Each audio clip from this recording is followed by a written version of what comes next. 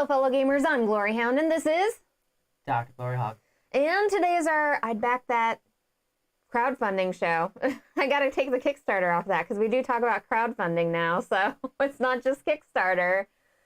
Hello, everyone in chat today. We have so many people in chat. Best of Star Trek says, I lost Renatured to the wife last night, 96 to 120. I love how your wife just beats you all the time of games. That's awesome. Doctor, are you ready for Kickstarters today? I am ready for crowdfunding.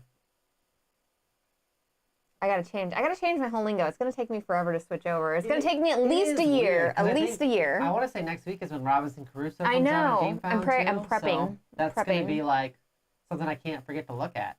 And everybody in chat, I want to know what you're excited to talk about this week. This week, because there's some interesting ones in here. I feel like we have some, okay, so this first one here, I'm really excited about, actually. Okay, and we're just going to switch over. We're going to get right into it, everyone. All right, first up, we have Faux Diamonds and Baseball Highlights, the dice game.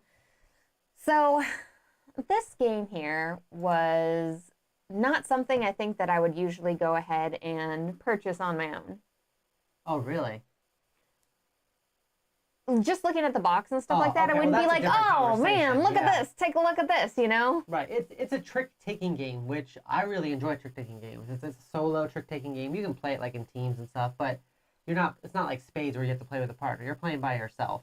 And what's interesting about this one is most trick-taking games, there's always like that one suit that trumps all the other suits, right? And like that makes you win. This one doesn't really have that. There's a couple fake diamonds in there, like the Fox Diamonds. I always say that wrong. Faux diamonds? The faux diamonds. There's some faux diamonds in here. Faux diamonds. That lets you score first, but there's no like one specific suit that just beats all the other suits. Faux diamonds sounds like it would be like a meal at a restaurant, like a fancy restaurant. Like faux diamonds, like you. Yeah, like because you have like faux, the faux soups and stuff like that, right? Like. You're eating fake soups? Because faux means fake. Yeah, but it's PHO. Oh. I'm sorry, everybody. Yeah, sorry, less than witty banter today. Sorry. Is my mic on? Should be. It is. Your mic is on. Hello, hello. Your mic is 100% on. Yeah. I'll turn Doctor up since you all can't get enough Dr. Gloryhogg here. I could have just unplugged everything too. Did you just unplug everything? My mic is buzzing. Oh. Doctor, why is your mic buzzing? Stop doing that. It worked last night. Am I creating a circuit again? There you go. I do that. Is that any better? The artwork is not very exciting, and the trick-taking games are not innately exciting. Okay, so in this trick-taking game here, yeah, I totally agree with you. I absolutely dislike the cover artwork on this. Like, I don't like the cover artwork at all. Like, I like the artwork on the cards is cute and everything, but it's nothing to be excited about. I like the little diamonds here and everything, but this game is so stinking good. So stinking good. Yeah, it's a really interesting game. Like I said, I like trick-taking games, so I was excited about this one whenever Game Boy Geek came over. We played it on his channel together and everything. It surprised me because usually with trick-taking games, it's just about, oh, I got this many books, so I win because I took more suits than you. This one's very different because you're like, a lot of the time you're trying to purposely off throw so that you can collect points off the other diamonds. So if you didn't watch the playthrough, essentially what happens if she leads with black and I don't have any black and I throw down a yellow, I get to collect whatever the points are in the yellow. And the yellow points could be dramatically different than the black because the black might go 1, 3, 3, 3, 5, 7, 9, something, and the yellow might go like 7, 8, 2, 4, 5. So like when you take the trick or when you sell your diamond, because that's really what you're doing, you're selling your diamond. Whenever you sell your diamond is very important. And if you sell at the right time, you're just going to make way more than everybody else. And then the faux diamonds, the faux diamonds are always used to kind of like sneak in and sell your diamond before somebody else or to mess up somebody else's kind of plans. But there's only 8 of them out of like 60 cards. So it played way better than it looks. I think the biggest complaint is I would pay $25 for this in a retail store. Yeah. But especially with all those little like diamondy looking things. Like I want the diamonds and I want like extra little crystal figures and stuff like that in there as well. It'd be cool if they were shaped like diamonds, right? Like actually cut like similar to actual the little shapes. diamonds. Well, absolutely, but these are easier to buy. Like this makes it less expensive. It definitely makes it like less expensive for sure. Yeah. I think They're like rough cut diamonds. I think the biggest thing, and I'm not a graphic artist, so I'm not trying to dump on somebody else's work. There's nothing about the box that's interesting. I made the comparison that it kind of looks like one of those old like email for dummies books or grilling for dummies books, like that style of like Cliff Notes books that you used to get at Barnes and Noble or something that was like teach you how to learn something before YouTube was like a thing.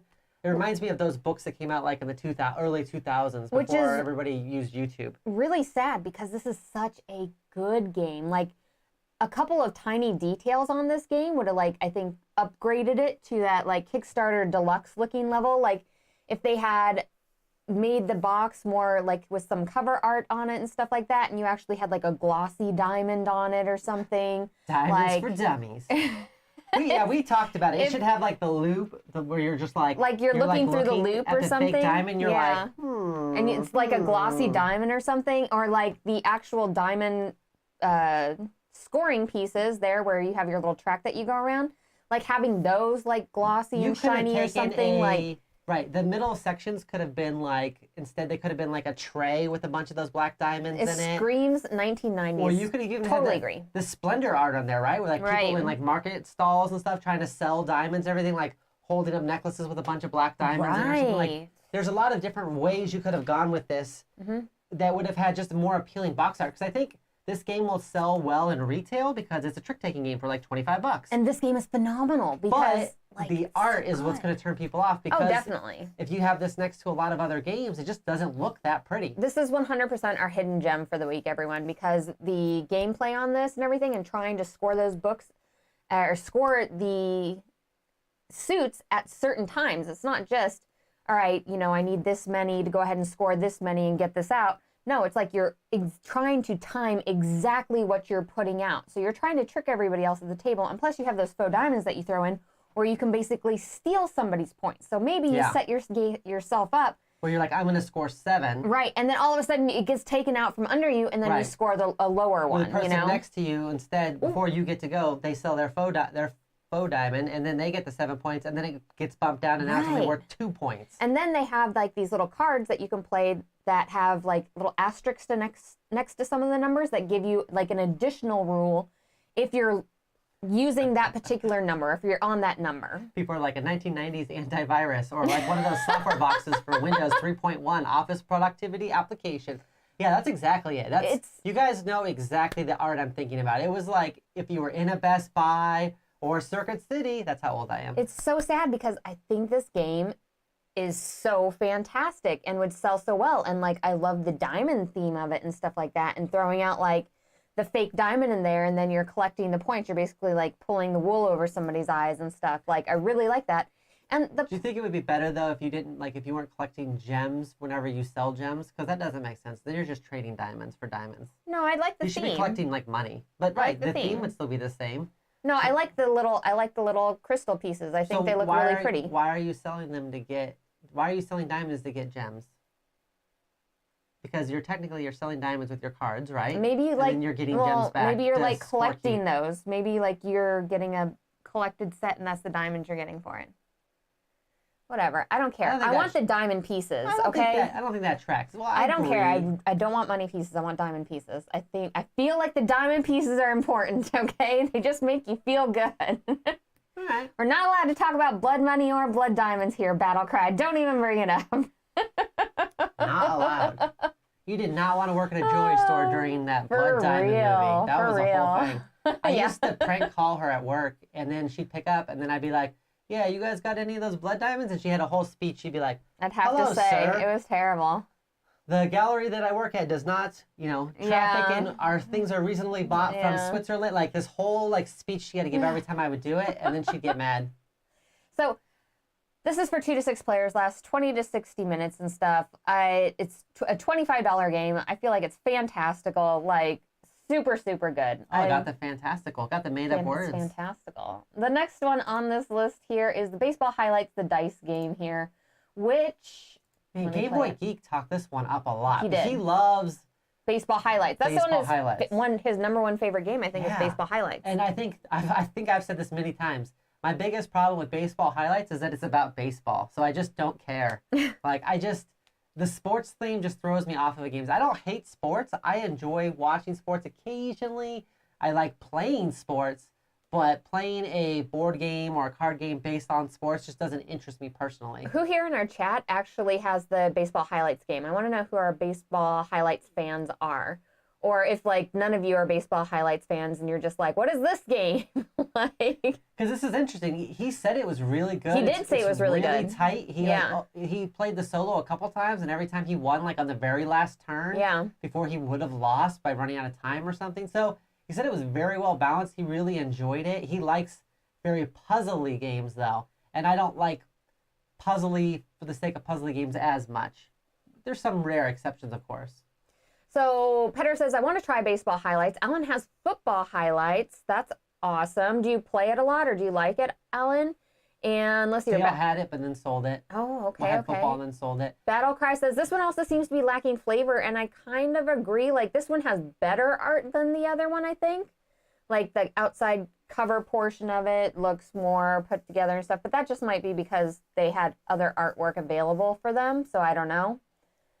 That makes sense. I feel like what people are basically saying is this is ramen without the sauce packet, without the seasoning. So, like, yeah, is it going to fill you up? Sure, but has it got that spice you need in your life? The spice in life. It does hello, not. Nosferatu. It's good to see you here. And I don't know if I said hello to Dale or not. Hello, Dale.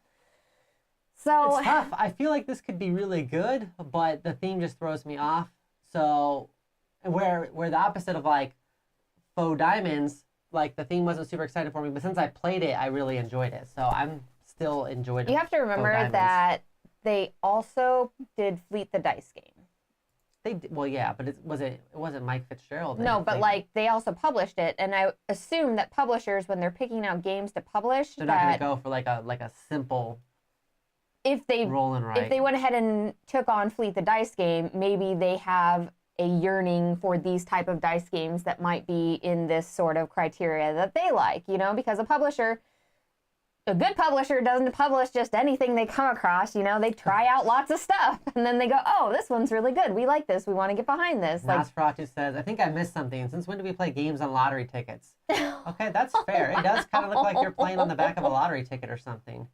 Like a scratcher. I didn't even think about that, but it does kind of look like that, Nosferatu. Jeez. I bet you this is going to be one of those situations where the game just outshines the box. I think and so. It's just... Well, that's like Eagle-Gryphon's lineup right now. Like, what? I don't know what's going on with that. Like, I feel like if they would have bumped the art up a little bit more in this, that they would have sold many more copies, because both games are good. I mean, Game Boy Geek said baseball highlights. The dice game is very good. He played the original. The mechanics look sound on it. I love how you roll the dice here. You put them in all these different areas that they're supposed to go to, which is all the different parts of the field. And then you can only pick like one part of the field to score in, but then you're going to be doing combos on your sheet here. That we'll lose a little bit in translation now, because like I know what a double and a single and a triple is, and obviously a home run and stuff. But some of the terminology they're going to use, I just don't care about. So they'd be like, this does this. I'm like, all right, cool. I would love to see Ian O'Toole do like a little tiny game, like something like less grand and thematic, and just do like this little tiny one and see what like they come up with. That would be amazing. I don't know who did the artwork for Splendor, but I could use that. Even Century Spice, like for the Faux Diamonds could have been good. Or that would have been Market perfect. Had like a good box cover. That would have been perfect, and it would have gone along with that theme. And then people who like those games would have come to this other game and been like, oh, maybe this is like this game. And probably would have really liked it, because it does have a lot of, not exact mechanics in it, but does have a lot of the really great feel to it. Like that same feel. Because I'm not an artist at all. But, I mean, you want to buy stuff that you think is enjoyable and that looks nice, right? And that throws people off. There's a reason why some people don't get Euros, because they tend to look kind of blah most of the time. We'll see you, Alan. Jeez. I think out of all of these, which one are you like most interested in? Definitely in Faux Diamonds, because we played it. I love it. Like, I feel like it's an insanely simple to teach people, and it's a mechanic that a lot of people know. So I can play this with an older generation, an older crowd, and they're going to immediately take it, or kids. And yeah, or kids, or it's simple enough that like it's only one thing at a time you're working for, you know, so it would be okay for them. But like the grandness of the game is very, very in-depth. So that's like my favorite type of game. Simple to teach, in-depth gameplay. Like what you need to do is wait like a year or two for them to do the re-release like they did for Coco. And then they'll come out with one with like actual diamonds in it and like setting things so you can like actually set the diamonds on the rings and you'll be wearing rings at the end of it. You're like, ooh.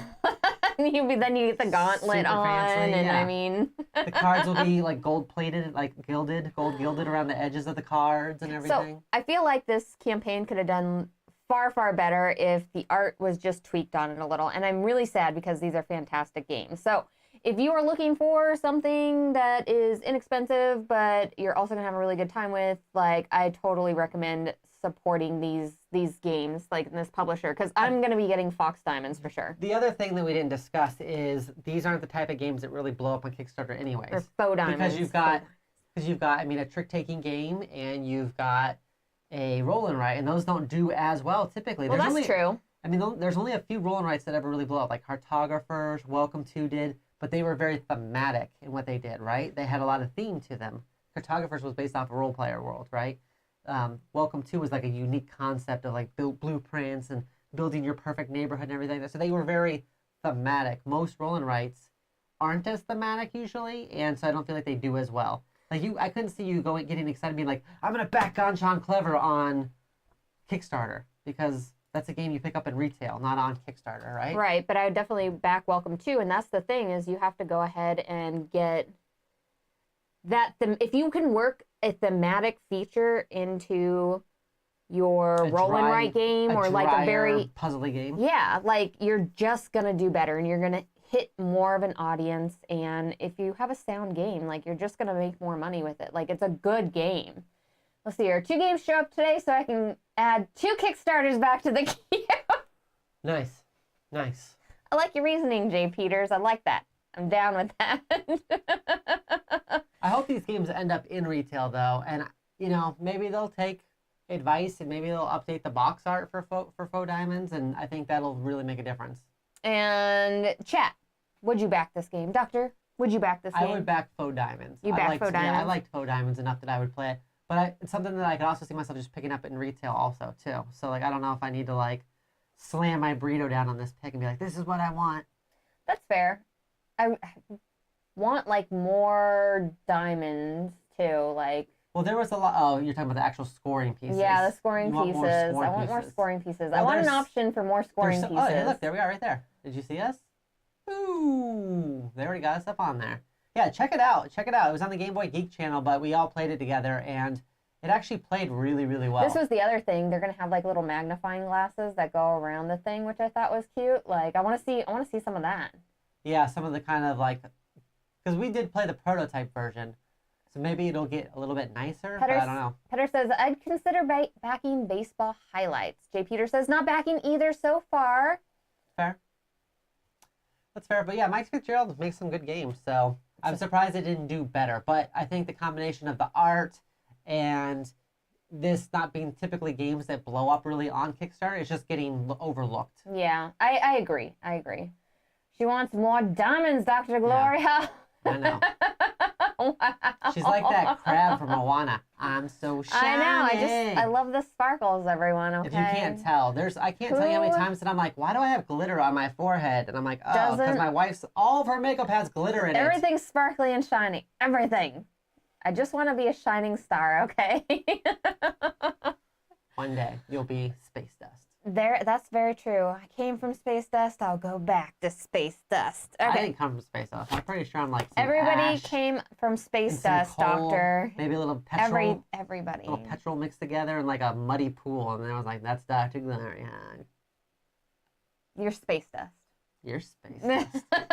You're space dust. Glitter is the devil. I feel bad for whoever buys this house after us. 20 years later, they'll still be finding glitter in the walls. Oh my God, why is this bathroom full of glitter? It's coming out of the walls! Oh my goodness. So let's see here. The fun thing about crowdfunding is you get excited for a game and then forget about it and get excited when it shows up. Twice the bank. Right? That's true. That's And my then sometimes when you feels. open it up, you get excited again too. I know. Because sometimes you don't even open it up right away. And I don't look at all the updates too, so sometimes I get surprises where they changed stuff and made stuff like more amazing, and I'm like, oh my god, what is this? Right, like when we got Valor and Villainy, we didn't know anything about the treasure box until like we opened it, and then like, and then I there's was a like, treasure box what in is here. this? And then I go back to the Kickstarter and look up what the heck happened. What have I been missing out on? So And they added more stuff to it that we didn't expect. this game here is Legendary Kingdoms, Crown and Tower. This is by Spidermind Games. This is actually a book, and it's an RPG style. So am I in trouble? Because this book. isn't technically like a board game. Okay. I was wondering about that because I put it on the list, and I'm like, well, we had Alba on the list, which was kind of similar. We did. And like, everybody seemed to really like I'm Alba. like, is this kind of like an in-between where it's like, it's not really an RPG because it's being led by the book. It's more of a choose-your-own adventure. So I feel like it kind of qualifies for board games-ish. Mm-hmm. So, in chat, does anybody play RPGs? I kind of want to know that, Yeah, something to do. like, before we continue going with some of the RPG stuff and going in-depth RPG stuff, because we'll allow it. Says Battle Cry. Thank you. The ruling's in. Hold on, let me get my thing here. We'll allow it. All right. So, no, Doctor, you're not in trouble for this. Oh, I Andrew agrees too. We're okay. think Yeah. a game like this is fantastic because it matches up more with board gamers where you can go ahead and pick it up. You can read it for a while and then you can put it down. And it's very similar to playing something like a campaign game that has like Right. an app-driven story. And Master. our audience is Master. more excited about miniature campaign games, like thematic games and stuff. So I feel like this fits right into our audience. So all of you, I feel like, are going to really enjoy a book like this because Nosferatu's too fancy. I was elected to lead, not to read. this book, you can do this on your own, or you can read it to kids, a group of people, whatever, Right. You and can make still play big as a group. decisions. Yeah. Right. And this is almost like a little mini RPG adventure because what you do in the book, you can translate to move across the map. It's going to influence what happens in the future of things. Right. Because it's like a really good example I heard was it's like those Telltale games used to be where you would do something, they'll be like, this person will remember that. And so what you do is you get a code, and then later on when you go down the road, you might encounter some situation that has to relate with that first situation. And it'll be like, if you have code 2A, read this part. And you're like, no, I shouldn't have been so mean to those people earlier on the road. Like, that was secretly the princess in disguise or something along those lines. So I think that's kind of cool. And what I like about it is this does feel like very much like a choose your own adventure because you think, oh, well, it's a book, but they're talking about you can overthrow kingdoms, you can like raise armies, you can overthrow tyrants or support them, you can go on epic sea battles. Like, there's a lot you can kind of do in this. It's probably got some decent replayability also, since there's so many trees that you can go off of. And this is the second book in the series. So you know they've already put out one. So they've already got a basis, and they have a plan for 6. Oh, I didn't 6 realize total there were books. 6 on this. I know, I'm really good at this when I research. Hold on here. Petter says, we learned today that Nosferatu can't read, which is really amazing since he can also contribute to chat. So I don't know how that works, but it's amazing, Nosferatu. You're like a superstar, It's okay? talk to text. Talk to text. I feel like Becca Scott actually did a really fantastic job of just giving you like a quick overview of this. It's really short. Like, I recommend just listening to her. Like, she does a fantastic job of just doing the overview and the excitement brought from it and everything, you know? And she made some really good comparisons. So I would totally look at that video there. I like the realization that Nosferatu got down. His dad was like this hardcore Marine, like a man's man. And he's like, no, my dad was a nerd. I cleared out his childhood bedroom and found dozens upon dozens of his old pick your path adventure fantasy books. So he was a nerd that then went into the Marines. I will tell you what. The casual nerd. I was always a nerd, right? I was reading Lord of the Rings before I had to, right? Like, I read it when I was like in 5th, 6th grade and stuff. And then when I was in the Army and infantry, I did not spend a lot of time talking about Lord of the Rings. But then when I got out, I went right back to it. So it happens. We do hope you get your zombies, though, from Come On Games, Nosferatu. That sucks, too. No, they will. Somebody is saying that at least you'll get your zombies. Yeah. Because you were saying how people forget about their crowdfunding sources. Yeah. And they remind it, and then Nosferatu's like, oh no, I remember. They have $300. Every single cent. I think the big thing about this is, like, you don't even have to necessarily be a big reader. It's like, if you have a small group, like, I could see us playing this on stream and going through and, like, making decisions and going on different paths without it ruining it for everybody else, because I feel like there's all kinds of different paths that you can go down and stuff. Nerds come in all different ways. That's right, Potato Joe. And sometimes you put your nerdum on like hold for a couple weeks. So Dale the Casual Gamer says, going for the ebook edition of the Legendary Kingdoms. This looks amazing. I love that you can do it in a softcover book, or you can go for the collector's editions. Like, you have lots of different ways to get this book. Which is similar to what Alba had going on, which we liked. Right, absolutely. And I like the fact that you can play this with other people. You're still making decisions, and then also that they are influenced throughout the... Like, I was surprised. I'm like, how do you move your army across and do this in a book? Like, the only thing I can think of is comparing it to, like, those D&D, like, little campaign booklets and stuff like that, maybe, where you get, kind of. But it's lighter than that, because it is more story-based. So it's almost like playing a story-based board game with very light rules, like rolling and stuff. Because there is some. There is some rolling, yeah. You might be like, you have to roll above a 4 on some D6, and you have 6 of them, and you roll them, and you're like, oh, okay, I got 4 successes. I succeed, and I go forward. Or I fail, and then I go this path. So there is some dice rolling in this one. You can't just, like, read this in your car. You'd have to have some kind of dice rolling app or some dice with you or something. Here's a really cool thing I once saw a RPG creator do for their books, because they had a book about RPGs and stuff like that. And they're like, oh, if you always carry this book with you and you don't have any dice, you always have a way to roll dice. And he opens up the books, and along the border is, like, this really nicely printed, like, the poly dice. So you have all the dice in there, all the different types. And each one has a number. And he says, and each contains a different set of numbers on those dice. So you can literally, like, just flip to a page, and there's your dice rolls, which I was like, oh my gosh, something like that would be amazing with a book like this. Just have it in, like, the margins or something like that, and it looks like it's part of the book, but then you wouldn't have to have anything but the book. That would be amazing, but I'm like, jumping the shark at this point. Us making decisions together, I mean, it happens, but we definitely have different play styles. It would be very interesting to see. Oh, to see the end of what's happened and everything. You're like, no, man, I took that person out. And I was like, no. We led an uprising on this. Us trying to play this together, I could see it going in, like, weird ways. You can download free samples, which I really thought was cool. So if you're interested in it and you want to try before you buy, you definitely have that.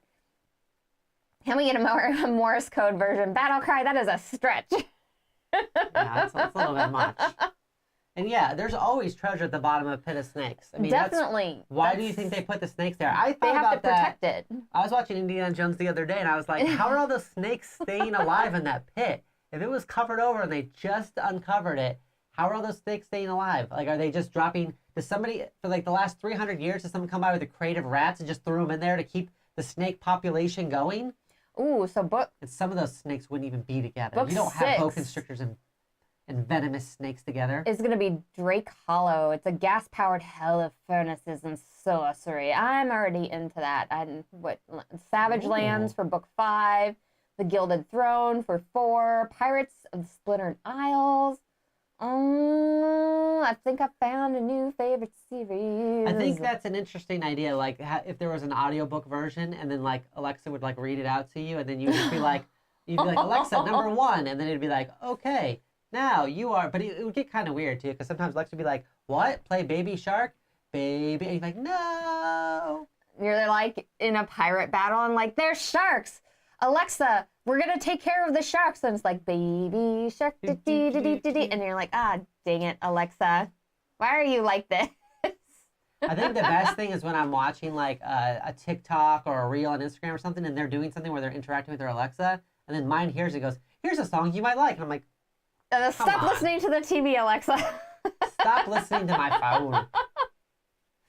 Yeah, it's only book 2, so if you get hooked, it's gonna cost you some dollars. Now, to be fair, I think the paperbacks are like, what, 25-ish bucks? It's $28 for one of the paperbacks, which is incredibly inexpensive for a nice, like, choose-your-own-adventure style story and stuff like that. Like, I think it's right on par with, like, an RPG book sort of thing. It reminds me of legacy games. I was having this debate the other day on Facebook where somebody was talking about, I can't get a legacy game because I have to rip up the parts and everything and yada, yada, yada.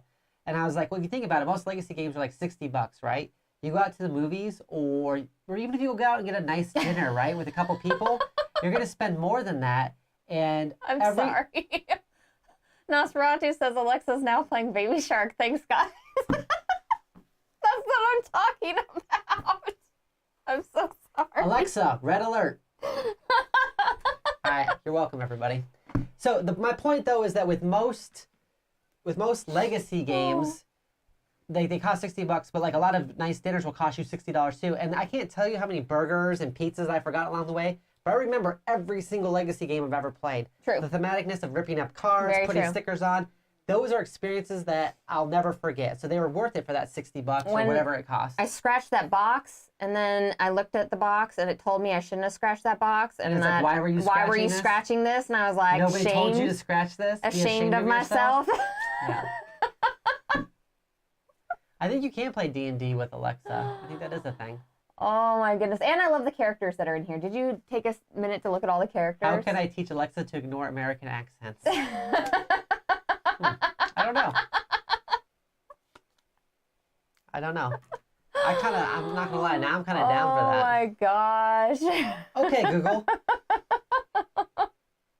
My favorite thing about having an Alexa is just seeing it randomly be on, and I'm like, what are you listening to right now? I always tell it to stop listening. And I'm like, you stop it. What information are you giving, what information are you giving Bezos? Like, how I cook my food? It's like, according to the sizzle, I can tell that they're eating potatoes. Like, calm down. Oh, you can play the Ticket to Ride with Alexa. So, how did you feel about the characters in this? What? Characters. I didn't look at them. You didn't look at the characters? I think the characters look amazing, everyone. I read their names and I looked at their pictures and that was about it. I feel like the characters that they have in here are Brash was born in Royce. Necessary your automatic characters that you would think of for these.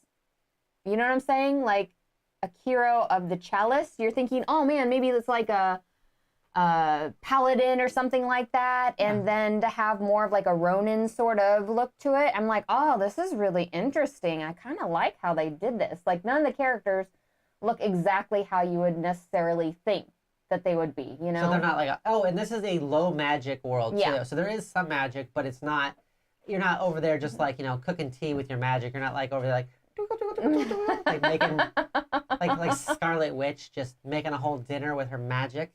So I was super impressed by these characters. I was like, oh, these are like all characters I would play. Every single one of them is... Every single one of them? Yeah, every single one of them looks interesting. Every single one of them. You're going to play every character? You're not going to share a single character? No, I'm going to play all these characters. They all look interesting, okay? $50 for both books in softback. I'm down for it. Petter, like 100%. I love RPGs, and to be able to do that on my own time and stuff like that, like, I'm down for this. I think Petter brings up a good point. I am not going to back this. Hold on. Let me get this in full frame for you all. It's too late. I don't want to back this. I want to back the original and make sure I like it before I back the second one. Dare you? Since the first one's out, I want to go buy the first one and play it, and then make sure I like it. And then why not buy both? What if I don't like it? Then I've got double the disappointment. Why not buy both? Instead of singular disappointment. Everyone, I want to back this, okay? And remember, at any point in time, you can open up this book, go to page 30, and read the first line, and that describes your love life. What? No. I'm sorry. I spend too much time on Instagram Reels. Because I'm old enough to not know what TikTok is, but like be on Instagram, yeah, I know what that is. Oh my gosh. Open page 5, place the open book on the lazy Susan, spin it fast until the pages are done flipping. This is your fate. That would be the quick way of doing it. Do the free chapter, yeah. Jay Peters, you're just trying to make me spend money. Thank you so much, Jay Peters. Yeah, do the free chapter, doctor. Yeah. Buy our pledge, Jay Peters. Yeah. I'll give you my address. Gloryhound has double disappointment in Doctor. I had to do it twice. That's how disappointed I was. Why do you think it's Dr. Gloryhogg with 2 G's at the end? It's because she's like, good game. So, chat, are you going to back this game? Doctor. I guess this book. Are you going to back this book? Are you going to back this book? I do want to try the first one. So, being able to play the chapter, I think I'll try that. Because I was watching a playthrough video and I was interested enough to think, okay, this is something I'm interested in. I do want to back the campaign in some way, shape, or form. Okay. I know it's my fault. I didn't want to like it. Okay, I just saw it and I was like, oh, this is kind of cool. Yeah, like here we are bringing you all some interesting stuff that you might not be seeing in other board game people's Honestly, like, I kind of want to just play it on stream and go through it. I was thinking that too. I was like, oh my gosh, it'd be so amazing to play on stream. In a perfect world, I could get Foreteller to do it. So they would have the cool voice acting do it, and then we would just decide what your decisions are, like they do in Forgotten Waters. That would be amazing. Forgotten Waters is like, oh my gosh. Nighties, you know, bilge water and boiler rats. I can't pirate talk, apparently. Avast ye! Bilge water! Pirate. Petter says, but I might print the chapter out and try it out as well. Alan says, I'd back it with you. No, Alan's just saying he's back with us. Oh, you're back. Well, you should back it too, Alan. Alan, make sure you're not wearing headphones. Alexa, play Alan's favorite song. Play the free chapter on stream. Andrew, that's a fantastic idea. Petter will do the free voices for us. Ooh, there you go. I learned it from you, Dad. I learned it from watching you. I want to back this game. Let me write a note about the free chapter thing before we move on. Doctor, entertain everybody while I write the notes. Already backed it. Ooh. And Potato Joe says yes to on stream. I think this would be good because one of our biggest things is we actually got some people interested when we played Altered Carbon. But we haven't been able to do that because with COVID, we haven't had a whole bunch of people in the house, right? We've had one person on set with us in the whole last year and a half or whatever. Yeah. So, which was just the other day, and it was really weird, everyone. And because it was weird. It was weird. It was another person in our place, and we all were wearing masks and stuff, and it was like... Can we talk about something? It's been a while. Okay. I want to talk about one thing I don't miss since COVID is that high alert feeling you get when someone's coming over your house and you have to scream at everybody like, you! Go to your battle stations. You, dishes. You, vacuum. Where's the vacuum? I don't know. I left it in the living room 3 weeks ago. Who's always moving my stuff?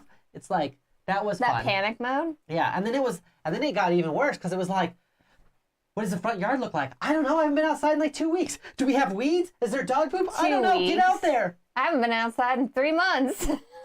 Let's be honest here, everyone. It was intense. It was intense, right? So I had to run around, try to remember where all of our cleaning stuff is. I had to put on pants. Not like pajama pants, not like my workout pants. I had to put on actual jeans, and it was exhausting. Putting on actual pants? Yeah, and then I had to wear a mask in my own house. What do you wear out to the grocery store? Your pajamas? Oh, so Nosferatu in our house, so we've only had one visitor. I mean, like my mom stopped by and stuff. What we do is we always wear masks, and they wear masks. Yep. So everybody wears masks. Absolutely. And then like my mom will sit at the table, and then we'll sit like on the couch. So we keep like that distance. But even then, we keep it short. That's just kind of how we're doing it because the joys of working contract work and stuff is no health insurance. Yeah, I mean, we just make sure that everybody's as safe as possible, you know, and like we always wash our hands before and after people leave. It's like, I'm not going to say we're germaphobes, but I know I'm a little bit of a germaphobe. You are, yeah. And I'm the opposite because like the army broke me. I will eat stuff off the ground. I don't even care. Like the COVID thing for me is like, freaks me out a lot because I know too much information about viruses and stuff. Like, I know how things work. So. I know you guys like my little random stories. So this random one time stories. in Afghanistan, we were in the Himalaya Mountains. No, back to this. I'm back. I want to back this. I was going to tell my story. I want to back this. You want to back this? You're backing this. Everybody who's backing this. Sorry, everyone. I was shut down. Next up, we have Gloomier, A Night at Hemlock Hall. This is by Atlas Games. This is for an unknown player count. I didn't write it down, so who knows? Who knows what the player count on this is? Anywhere between 1 and 1,000. Was more interested in what was going on with this game. This is a standalone Gloomhaven style game. It is a callback to, I think, the original portion of it, and it's going to add new characters. You can play it, of course, with the original and everything. I want to say it's been updated, and how it's been updated is that it's ingrained more of the storytelling stuff into it in the cards. So, like, you're getting a lot of storytelling prompts, which I actually think is amazing for this type of game. And they added more of the stuff that you liked from the expansions that came out. They're like, here's the expansions we released. Here's the ones that were our best selling. We're going to incorporate more of that into this base game. Did I say Gloomhaven? Maybe, I don't know. I said it was Gloomier, right? It's Gloomier. Yeah, you might have said Gloomhaven. I don't know. I have Gloomhaven on the mind. Don't talk to her about like Everdell and Elder Vale, and it's all the same to her. Oh, Dale. Congrats. Lucky. I'm jealous. Gloomier Haven. Gloomier Haven. And that that would be fun. So who's played Gloom recently? So this was one of the That's things a that I brought good up. question. This one has a lot of support, so I wanted to talk about it because I didn't want to miss something that, a lot of people are interested in because I don't know if everyone else is interested in it. I haven't played Gloom in probably like 7 years, but I still own a copy of it, and I remember liking it. But at the time, I think our top games were like Smash Up, Red Dragon Inn, Munchkin, King of Tokyo, Ticket to Ride. So I haven't played it like recently. And now my top games are like Dwellings of Everdell, Rococo, Ragusa, like all these other games, Wasteland Express Delivery Service. So I've kind of gotten into more thematic and heavier games. So I just haven't played this one recently. I don't know if anyone's played it recently. Yeah, 4 or 5 years ago. What? Okay, so Jay Peter says this game I've never played. Alan says I'm not even aware of Gloom. Really? I'm shocked. I didn't realize that. Dale says he hasn't played it in a long time. But Right, that makes sense. sense. Game of Thrones version. I remember seeing that once. Dwellings of Everdell. Ooh, congrats, Omar. Yeah, it's interesting. It's been a really long time since I played it, so I don't know if I would enjoy it as much. I remember it was one of the first ones that had those transparent cards, right? And then you would get to play it, and then you play another transparent card over it, and all you're doing is you're taking somebody and you're adding horrible things to it, kind of like Lemony Snicket's in a series of unfortunate events. You're trying to make them have like the most horrible story, and the person who wins is who's all their characters have these really horrible, ridiculous deaths. I think it is, Eric. Why isn't the Game of Thrones version called Gloom of Thrones? I thought it was, yeah. It is called Gloom of Yeah. Thrones. I've not played this in some time. That was the only other Kickstarter they've done that was Gloom related, I believe. And this one does come with a big box, too, to hold your other Gloom expansions I and just stuff. totally realized that there's a person here with a giant axe in the background. I love that. There's probably other stuff, too. You know that. Go back up real quick. You know that cat's killed somebody. Look at that cat. This one. That cat's murdered somebody for sure. And that raven's just waiting. Oh, no, that's bad, Omar. But I'm happy that at least you're being able to be protected a little bit better, you know? That's terrible, though. Yeah, so Nosferatu, that's exactly where we were at. I remember years and years ago about the clear cards blowing my mind. I remember playing it and enjoying it, but it has been years. Yeah, it's been a long, long time. And I remember having fun playing it, but I haven't taken it out in forever. But I do like that this new one has the storytelling prompts, and you have some storytelling cards in it. I feel like it was like the hotness whenever there wasn't as many like hobby games. And I mean, there was hobby games then, but there were more Euros and stuff. There wasn't as many like Ameritrash, like very thematic games. Very, yeah. Mm-hmm. And so I remember like that was back when we were playing stuff like Flux. Yeah, right? yeah. And playing stuff like Lunacy was good though. I love Lunacy. Was that when we were slamming down cards really fast, it kind was of like so playing much fun. Speed. Yeah. Yeah. So it's interesting. Would you play it today? I would play it today, but I don't know if it's something I'm interested in backing because I haven't played it in so long. I would just play our copy. It is not. See if it holds up. It's not an RPG, Ellen. What you're doing is you have like a hand of cards and you have a family of people in front of you, and each turn you're playing a card either on people or I believe on other people you can too, because sometimes you can give people negatives. Yeah. So you could put happy stuff on other people's. You want everybody to be gloomy, yeah. So like you always want like bad stuff to happen to your character. So she might have somebody who like fell into quicksand and died on their wedding day, but then I could add, on top of them, but they survived and they won the lottery, and they should be like, no. And then it messes with your points, and then each one of your characters at the end of the game is going to score you a certain amount of points based off of all of the bad and good things that have happened to them throughout the game. And these transparent cards lay over the original cards, so the original card's art kind of shines through, and then you can see the bonuses and negatives and how they change your character as you place them over top. It's actually a really, really cool feature. Like, yeah, you're modifying the cards. It's very cool. You're modifying the cards as you go and stuff. And then once they die, though, like you can't mess with their point totals. Yeah, I think there's a way to actually like play a card that's like deceased across. Yeah, and then it's like, okay, then that's their end point totals. But you have, I believe, 5 characters if I remember correctly. It's been a long time since I played, but you have a certain amount of characters in front of you. It's 4 or 5, and you have that many times to score different points. Right, and the whole idea, Alan, is just like that dark humor. You're trying to make it as gruesome as possible for them in a kind of a funny way, like Addams Family style. The storytelling feature of it, though, is whenever you lay down the card, you're supposed to express how this thing happened, you know? You want a negative score. The more negative, the better, Jay Peters. You're trying to lose points. So that's why you're like, oh, they caught the Spanish flu. But then if someone put like, they survived on there, they're actually ruining your pile. You want it to be super negative. Gloomier. You want to be like the goth residents of the area. Yeah, you want everyone who's at the hall to die horrible, horrible deaths. Yes. It's a very dark art, but it's not like... It's silly, not though. Gross. It's silly. It is stuff like fell in quicksand. Yeah, or you like tripped over a cat or something like that. Fell down the stairs. Right. So it's like, it's Ate a silly bad mushroom. stuff. Yeah. Smelled someone's dirty socks. I don't know if that one was in there. I don't ever want to die from dysentery, because Terry's a big guy. Terry Crews? Also, to anyone with an earshot, do not invest in the Oregon Trail the card game. Yeah. I figured that might have been a I saw some play of that one, and I wasn't super excited about it. The cool thing about this, though, is if you are a collector of Gloom... I was going to almost say Gloomhaven again. Of Gloom, they do have a gigantic box where you can put all of your expansions and stuff like that, and you can kind of like switch them in and out, which I thought was really, really nice. So the big box is cool. I think you could definitely find the regular original Gloom in Target, Walmart.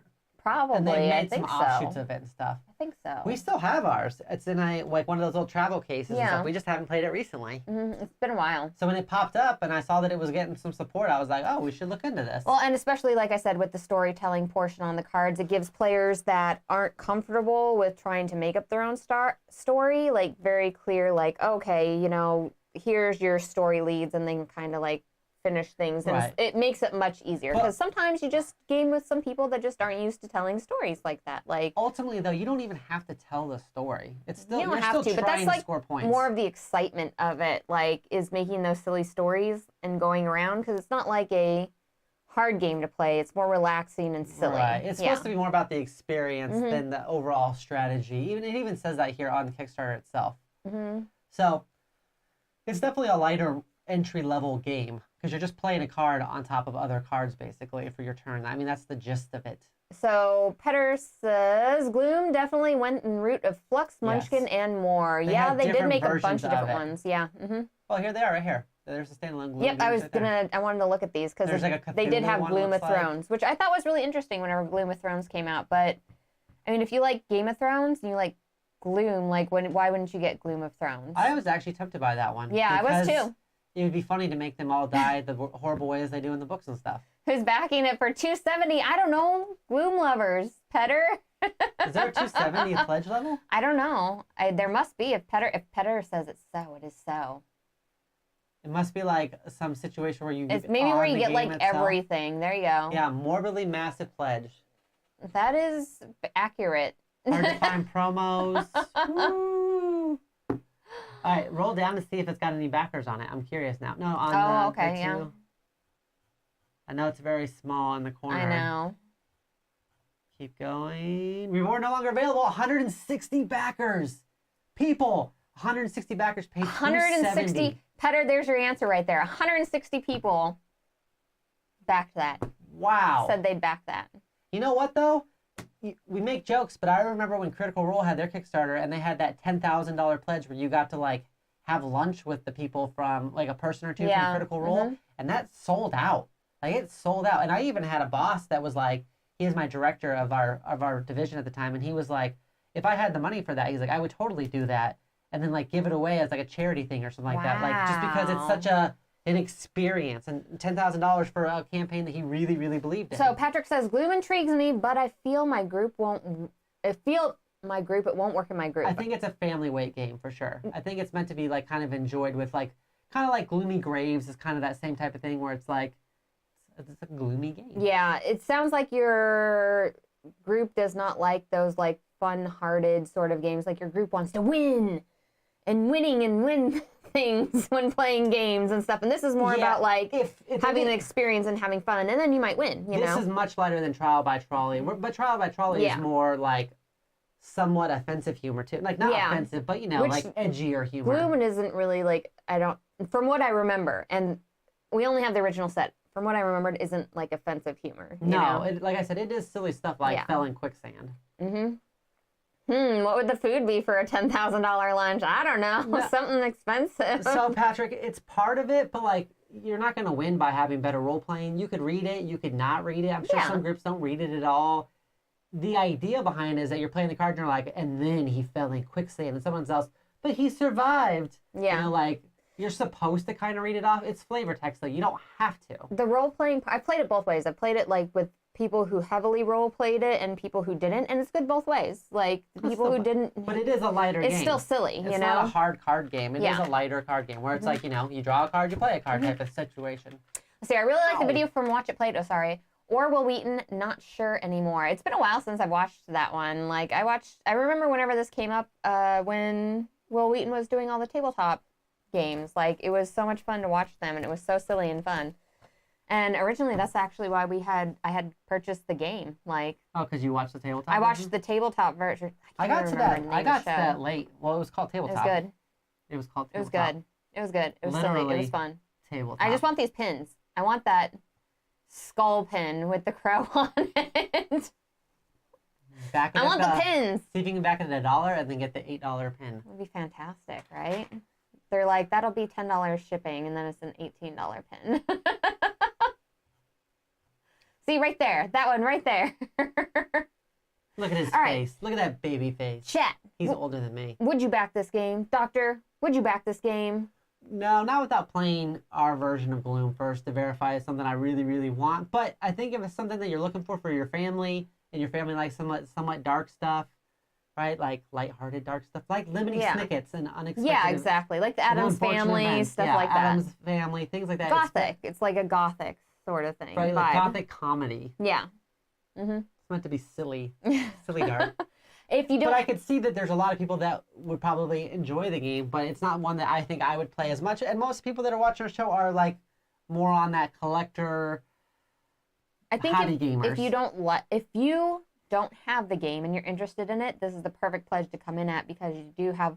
I mean, it's been out for a while. The cards are going to be better. Yeah, you're going to get the best version that they're putting forward for the game. So this is going to be a really fantastic one to get if you're interested in it. And Petter will, if you back it at the 270, Petter will actually read the cards to you through your Alexa. So there's that.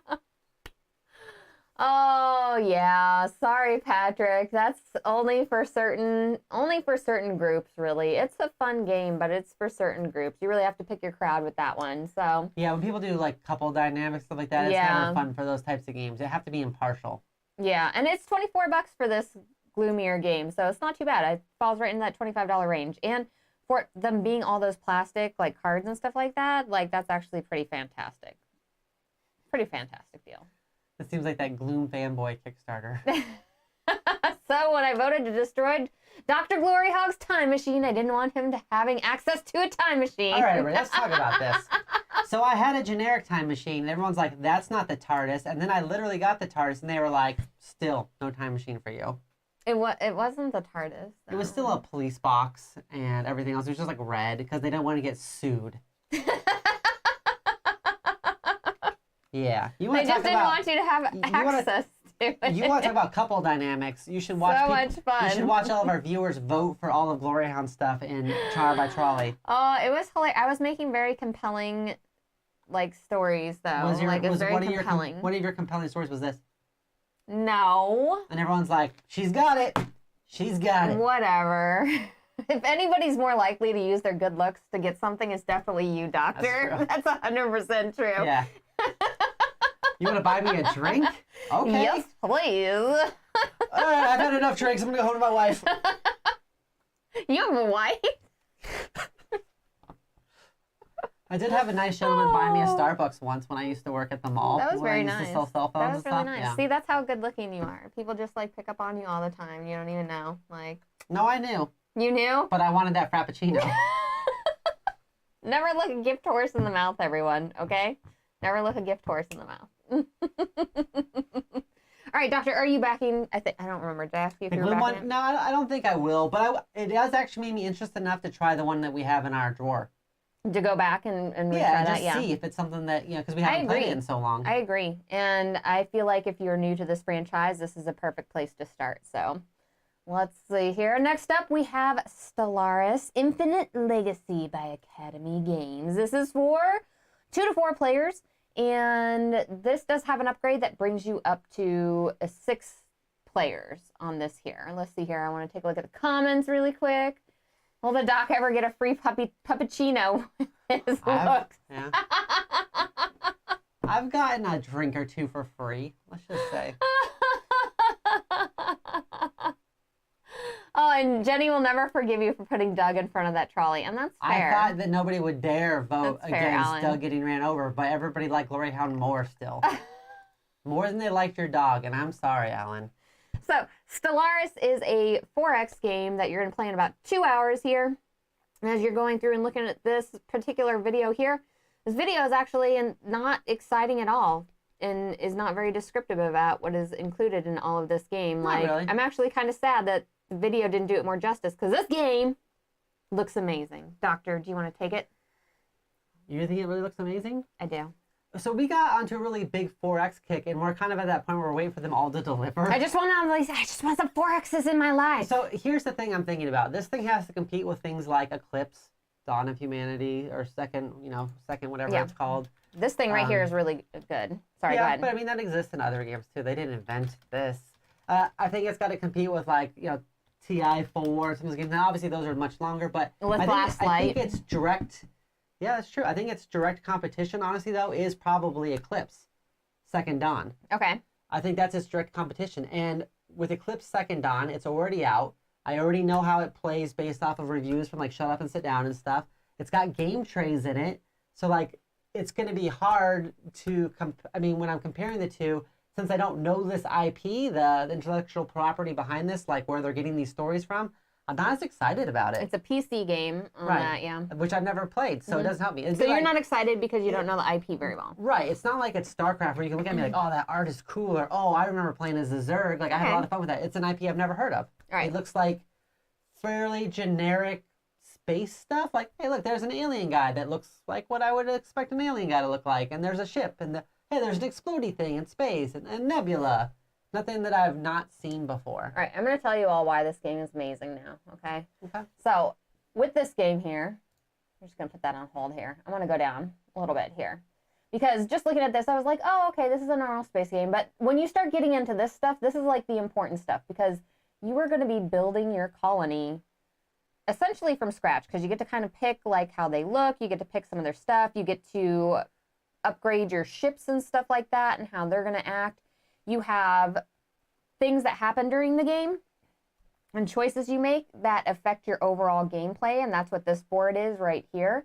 And they have these really awesome little token caches here that you put all your pieces in and stuff, and you can draw them directly from there. So it's not like you're always having to hand out everybody's pieces and stuff. They're all in one compact thing. You hand it to a player, and that's their stuff. Okay. Do you know those little compartments have the scoopability of a game tray? I don't know. You're gonna have to ask what is it?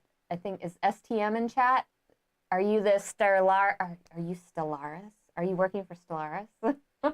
No, because they're saying I don't know whether to back this or Oh no. Okay. Well, never mind. Jeez. I thought they were in chat. Oh, Kabuki says Stellaris is a really good PC game. Tons of content and detail. And this is based off of the base game of Stellaris. So not expansions and DLC. I believe I read that.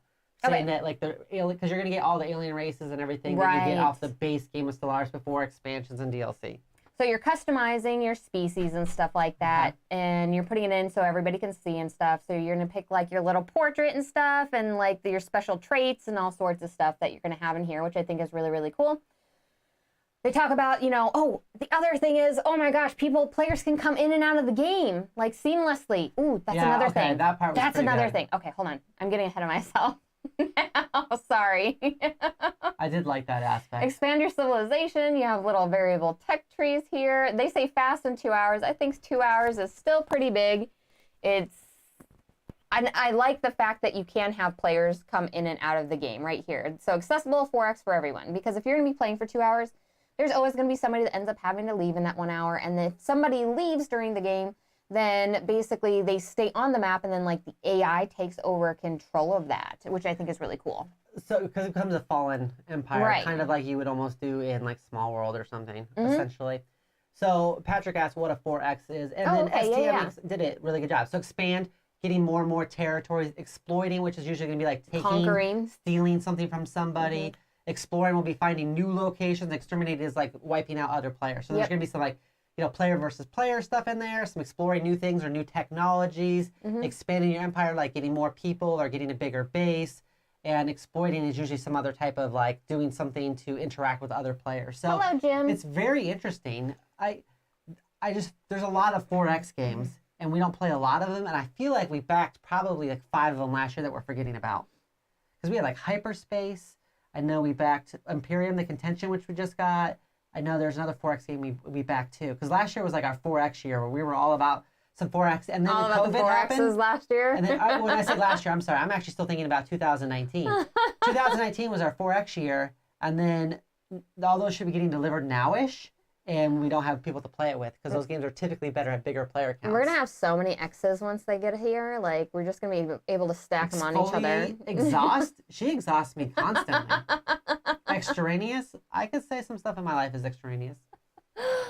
Yeah. Whenever people ask about the 4X game, I can never remember what they are. So I feel like I just make stuff up. Xylophones? At that point. No, that's not how that works. Yeah, so, 2020 doesn't exist. It was a weird time.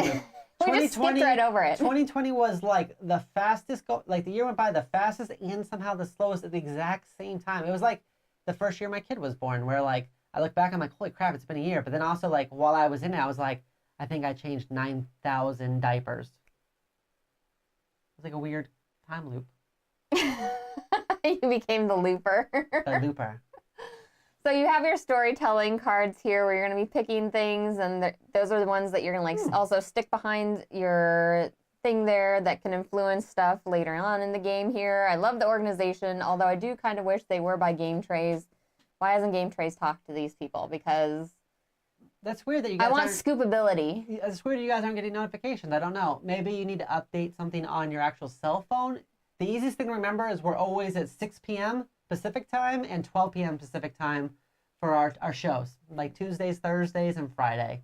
That's the best I can really do for you, though. I mean, I can scream out to the void, or you can get onto Discord. Discord usually gets really active right before we go live, if that helps. Honestly, it sounds exhausting to me, says Patrick, the 4X game. I usually portion like of it. these types of games, I feel like, but that's also in theory. I haven't played a bunch of them. Like, I've played them in PC versions or video game versions, but I haven't played a lot on the table. And so, in theory, I think I like it. But, yeah, it could just be a really long game that I get bored with. I don't know. Yeah, Arizona does not have daylight savings. Arizona is very annoying, and so we've switched ours to Pacific time, so we don't have to change. Like, it's more work on our end. We physically changed. Yeah, it's more work on our end. Like, up until last week, we were doing all our stuff at 7 p.m., even though it said 6 p.m. Yeah. And now we're back to 6 p.m. So, yeah, we're changing instead of making you guys all relearn it like we used to do. Yeah, because we used to have to jump back and forth throughout the year and change our times, but it's just so confusing for everybody. Now we're able to actually have the ability where we can stay, make it look like we're stagnant for everybody else with our time slots. Super Fantasy Brawl did just fund, like it just ended. Yes. And where are my new characters? They should be at your house in the next 10 minutes. I think that's October is when it's supposed to ship out or something like that. That's is not what too it was, bad, I guess. was saying. Yeah. Pacific, not Arizona. Yeah. Don't go ahead and it won't let me show your comment, Alan. Yeah. So Stop cussing in your comments, we're Alan. trying to do Pacific No time for everybody so we don't confuse everybody, okay? Yes, Game of Thrones Second Edition is a 4X game. Oh, I love Game of Thrones Second Edition so much. It's so good. So good. It is 12 p.m. Pacific time. Arizona is annoying, Kabuki. I agree. I mean, it's easy for us because our time never changes, but matching up with the rest of the world is the biggest pain in the butt. Yeah, because we never know. Are you 2 hours ahead? 3 hours ahead? 3 hours ahead? Are we on the same time as California? Or are they at an hour ahead? Where's Colorado's time? I don't know. Like, there's another mountain time that's different from ours. In Arizona because we get it from the Colorado River. So we got that going for us for now. The only thing I'm going to say about this Stellaris is I don't like the colors that they chose for this ship. What, red, yellow, light green, and blue? I don't like the two blue-looking colors. I think they're too close together. And when I'm like playing ships and stuff like that, I don't know. Like with the color, I'm not excited super about enchanted states with getting them. rid of daylight savings time. Yeah, that would be amazing. Oh my gosh. That would be kind of nice. That would be kind of Who's making this? Okay, so this is by Academy Games. This is by and they've ran plenty of successful Kickstarters, but none this big, I think. That's the other thing I was going to talk about. with this being such a large game and stuff like that, let me see when they're delivering. Because I would expect delays. Because although they are... April 2022. That's over a year out. That's a ways away. Okay, well, maybe they made really good choices with how far in advance that they were going to need to have, like, to make this, like, how much time they were going to need to make this, because you're making all those pieces, you're making, like, the little containers for everything, you're making the stuff that fits cards. A lot of the pieces are the same. They're just different colors. So they only got to make one model then. That saves a lot of time. It's a lot of little stuff, though, to make. Right, but if they've got, like, just what we're looking at right here, that's 4 different things they got to make, 4 models. That's nothing. 4, 5, 6 models. Well, same models, different colors, yeah. That's only 6 models. That can be done in, like, a week or something. I don't know. I'd have to ask somebody who actually But it's got lots models. of story to it and stuff like that. I'm just saying, like, it's a heavy game, a big heavy game, so, like, it's just going to take a while. I mean, it's not going to take as long as Peterson games, probably. True. But let's not talk about that. It's going to take a while. Which, we still are not talking about any Peterson games. I know Peterson went on GameFound, didn't they? Yeah, I think they have something coming up. And I up was super upset. I was like, oh, now they're just going to change platforms. Not happy with Peterson games, everyone. All right, so. They were releasing, like, 3 new, like, straight-to-retail, like, I think, lighter weight games, too. I think I saw. Oh, really? Yeah. I asked something about that where they were releasing, I'm like, like, I just want my game. Just want my game. I would love a good Warcraft game.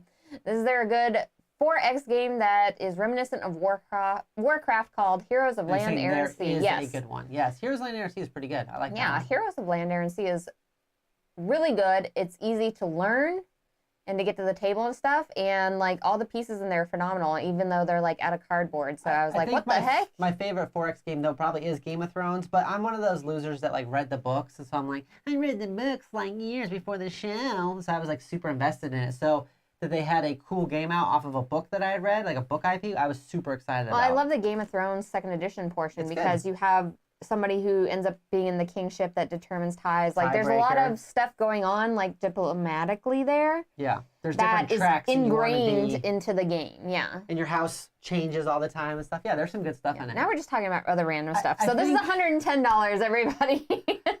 I don't think that this has me as excited as some of the other 4Xs I've seen. Really? I thought that making the characters unique, like their own pieces and stuff would be exciting. And then also having like the storytelling portion of it where like it's something you choose is going to influence what happens to you later in the game. And plus I really like the characters being able to come in and out of this game. I like that. But I thought that was amazing. There are other games that do that. It's so thematic though. How annoying would that be to have somebody just be like, all right, I got to go after an hour. If you're playing a 2-hour game and somebody has to leave, I'd be kind of annoyed. I don't think I need that feature for a 2-hour game. Now, if it's Twilight Imperium and you're playing like a 16-hour game, yeah, people should be able to dip out in the middle. If you're playing a 2-hour game, someone's like, I can't, I mean, there's always going to be emergencies, right? And if they're your friends, they're your friends. But if you're playing like a 2-hour game and someone's like an hour into it, they're like, I got to go. I'm like, why did you sit down? Like, it took me longer to explain this game to you than you played. Get out. Everyone, if you are having a game night at your house in the future, when everything is safe, make sure that the players know exactly how much time is going to be allocated to certain sort of games and stuff like that. That'll solve you a lot of those problems. Yeah, because you don't want players getting up in the middle of your game. That's like the most annoying thing ever. After you set up the game, you teach everybody how to play, and then somebody's like, peace, after 30 minutes or something. Like, but you know what? Sometimes those players never get invited back.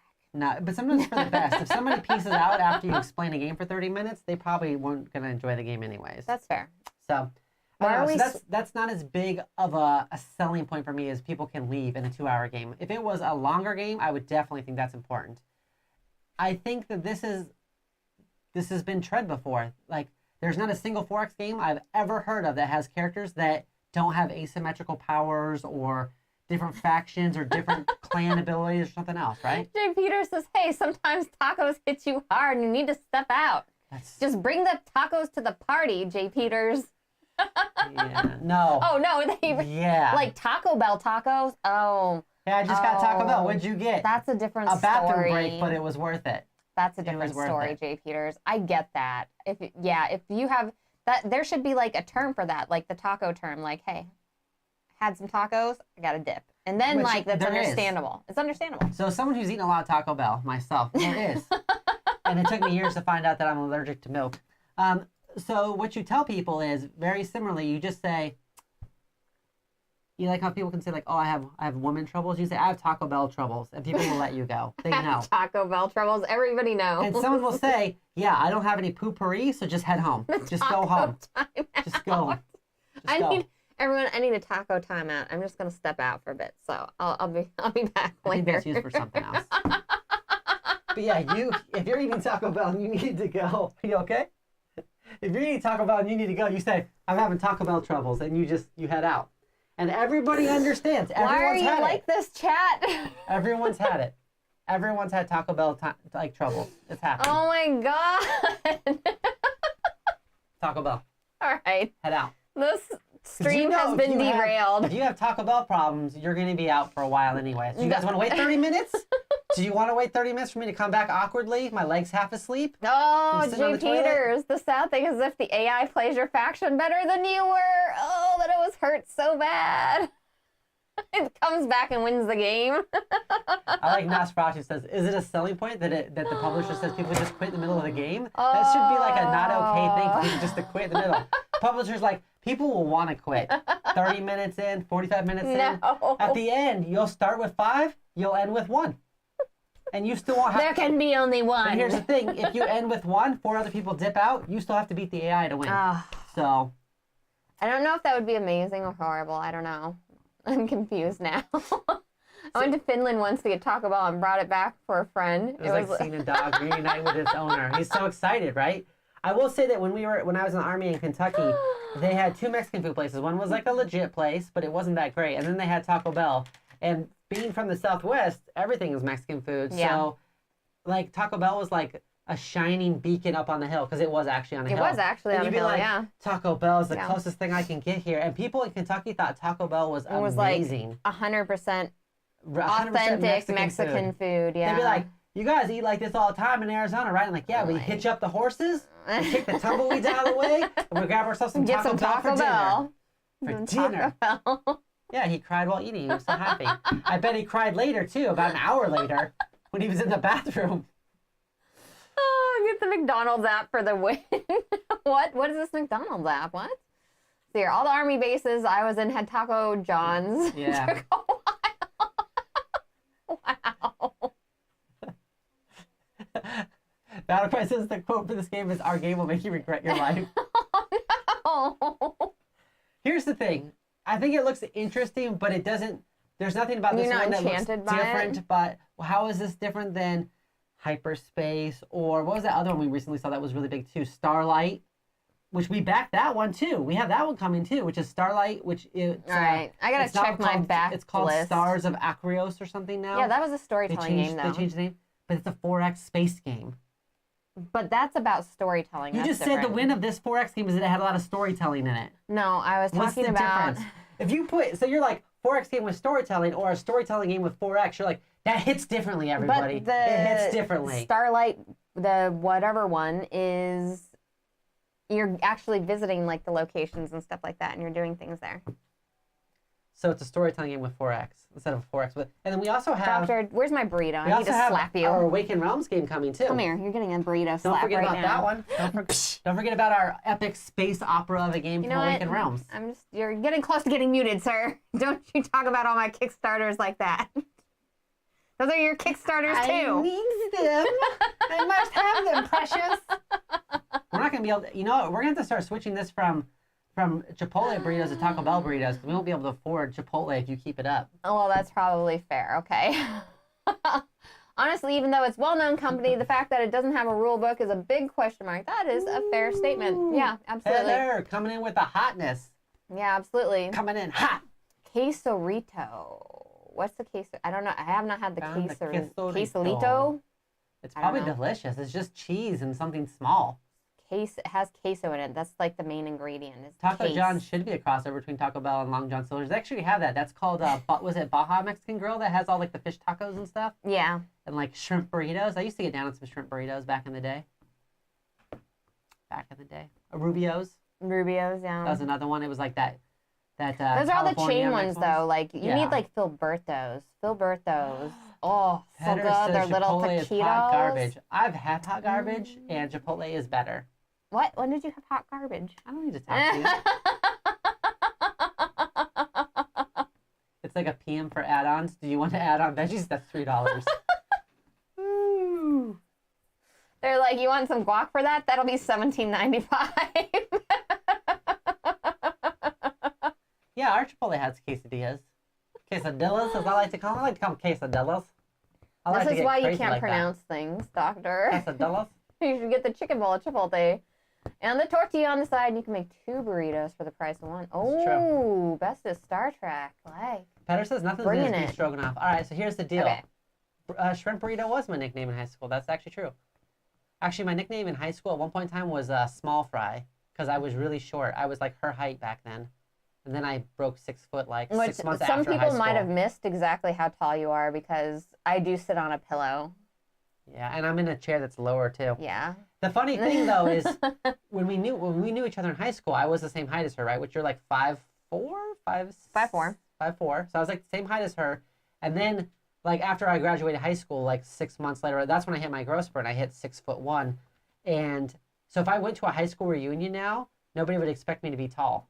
They'd all expect me to be short. That's probably true. Because I haven't seen anybody from high school really.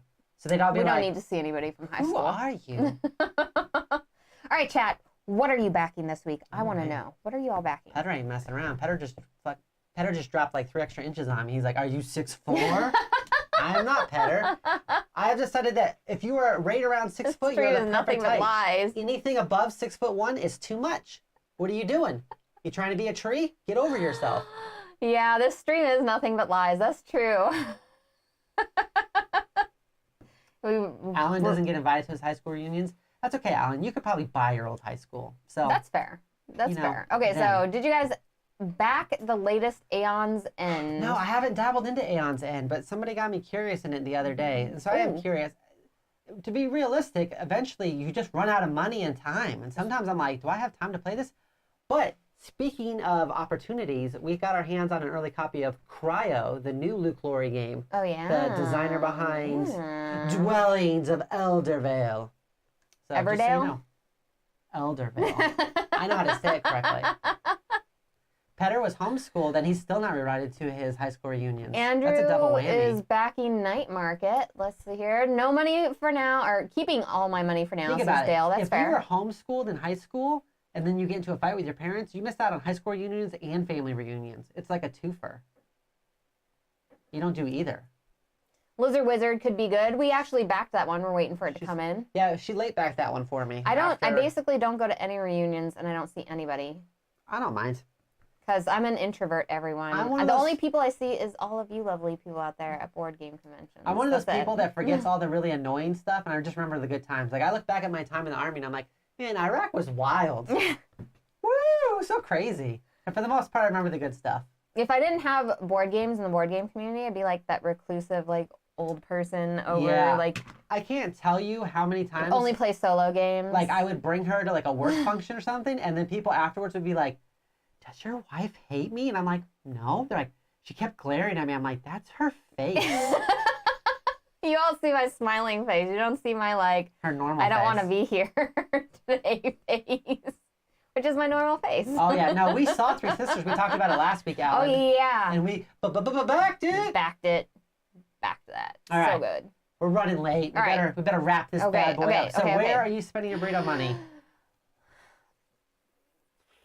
Okay, I thought I was going to say something, but I am now thinking. It's between, for me, Faux Diamonds and then the Legendary Kingdoms. Legendary Kingdoms. I want the book. Faux Diamonds. That's how that works, right? We can pick up Faux Diamonds when it's on sale. Or we can borrow Game Boy Geek's copy. I just want the cool little magnifying glasses to go on the diamonds and stuff, everyone, okay? We should talk to him. We'll talk to Eagle-Gryphon. We'll talk to him. We know some people. If Gloryhound wouldn't be into board games, she would have one cat for every board game instead. Maybe. So, Ronnie, you want to know a funny story? When I got deployed to Iraq, we had 0 pets. When I got back from Iraq, we got a dog right before I deployed because we were living together for like 2 months before I got deployed. Faux Diamonds, yes. When I got back, Diamonds. We had 3 cats. So we had the dog that we had originally gotten. We had 3 cats and 2 bunnies. So I came back to 5 extra pets. I was really lonely, everyone. There's a lot of extra pets. But I also didn't want to see people. So she surrounded herself in fur. It's conundrum. She would just go downstairs and lay in a puddle in the vegan way, though. It was intense. All right, let's get out of here. All right. Legendary Kingdoms.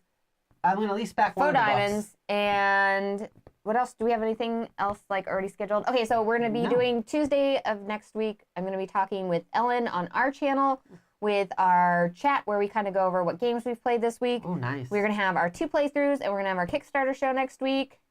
6 p.m. Pacific and 12 p.m. And Pacific. Quick question for our chat. Do you want to see us bring back app-based game stuff? Because I might end up changing the day because our Fridays have been really busy. That's been kind of holding us back on that. But do you all want to see our app-based, video game-based series come back? Let us know.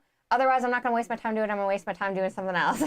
That's going to be more fruitful for the channel. So let us know in the comments. Me play Slime Rancher for 4 hours? Oh, I would love to play Slime Rancher and chat with everyone. So we'll see all of you later. Thank you so much. We love seeing your lovely, lovely faces in chat. We will see all of you later. Bye.